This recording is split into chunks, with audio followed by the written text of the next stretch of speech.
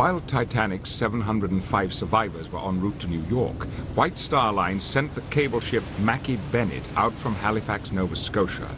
It was loaded with ice and empty coffins, and its mission was to look for human remains. Although there had not been enough lifeboats for everyone on board Titanic, there had been no shortage of life belts. They kept people afloat, even after death.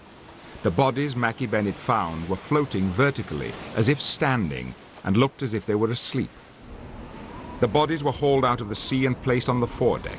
Each corpse was checked for identification and then either embalmed or, if it had decomposed too much for embalming, buried at sea.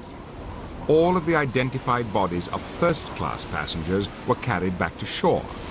Weights were attached to the 116 other bodies, which were then buried at sea. Autopsy showed that almost all of the victims had died of exposure to the cold water rather than drowning. A log of the dead was created to catalogue the items found on the victims' bodies.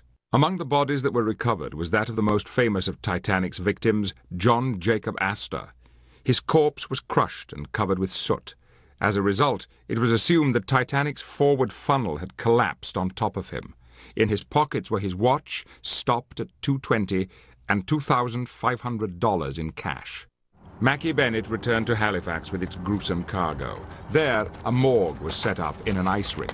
Other ships followed, but each brought back fewer and fewer human remains. Wind and bad weather was scattering the bodies, making them difficult to locate. Finally, after only 306 bodies had been found, the organized search was abandoned. In addition to bodies, a deck chair and pieces of oak woodwork were found floating in the water.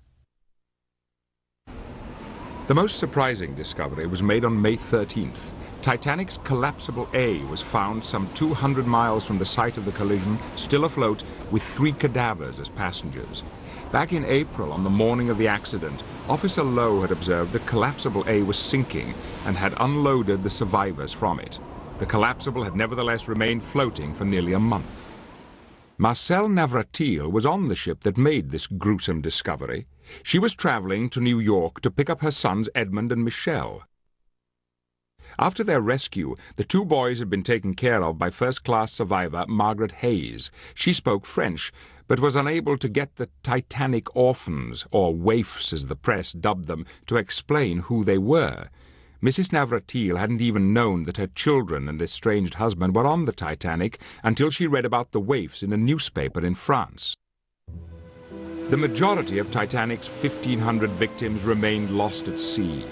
Unfortunately for the transatlantic tourist industry, these bodies continued floating as they decomposed. They were sighted by passing ships as late as June of that year.